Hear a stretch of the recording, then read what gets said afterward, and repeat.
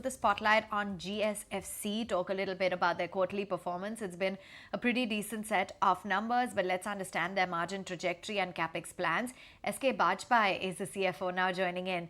Thank you for taking time out. I'd like to understand first up what the outlook is for the second half of the year, considering that we have had a favorable monsoon, the increase in the minimum support prices for the 6 major Rabi crops. So what does this spell for you in general for your performance? No, as we have seen in the quarter two and H1 was quite good for the company. We expect the same thing to be continued in the second half of the financial year. As you rightly said, the good monsoon and the good purchase of the fertilizer, demand of the fertilizers uh, will be there in the second half also.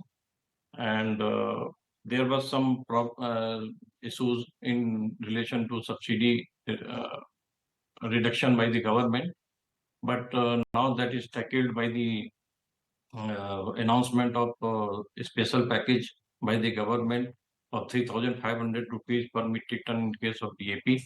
So now we have entered into the contract for trading of DAP for 1,25,000 metric ton quarter three. So up to December, I think the sowing season will continue, and we will be able to mop up all the fertilizers what we are importing and supplying DAP to the market, because DAP is in short supply presently in the Indian market. Right.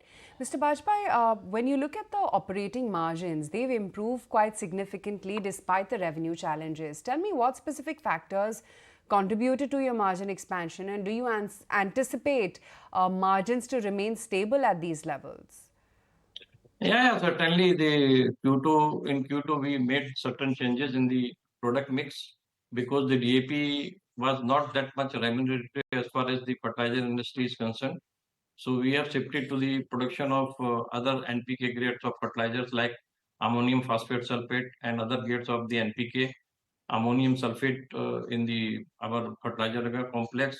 So that made us quite comfortable as per the profit margin is concerned. However, there is a slight reduction in the sales turnover, but in the next quarter, quarter three, as we have already made the contact for the DAP, so sales performance will be also very good, and we will match the at least 9 months earlier figures of the sales turnover. Okay.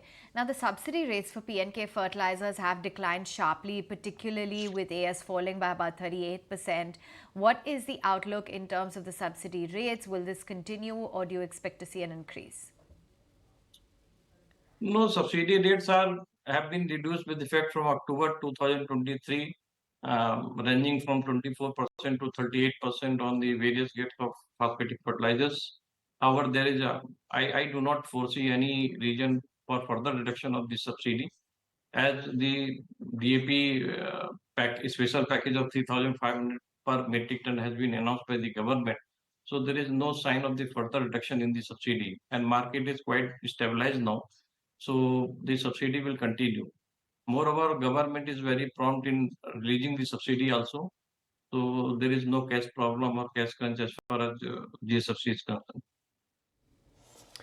Right. Also, the other thing I wanted to understand was what is your long-term outlook when it comes to the government support for the fertilizer industry per se, and how might the company actually sort of navigate the future fluctuations?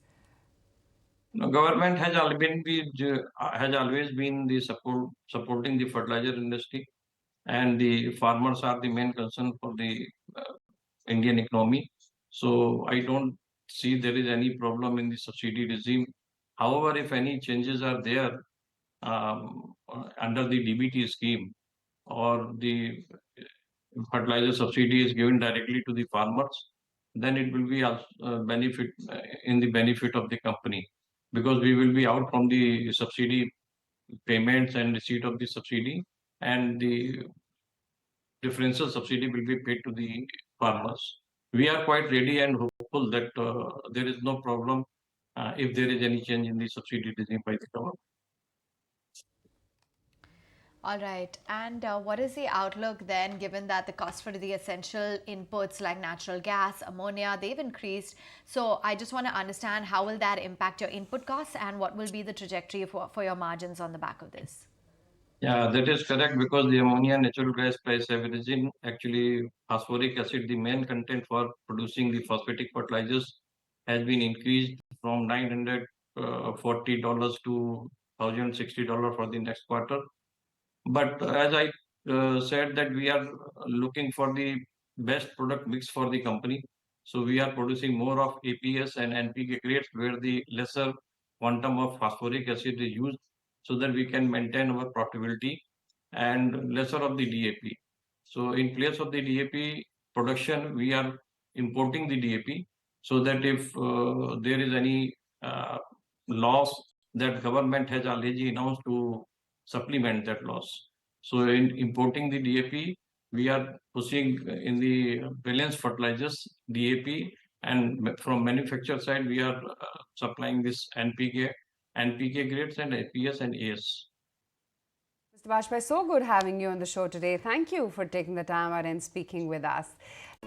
If you like this video, then like, share and subscribe to ET Now.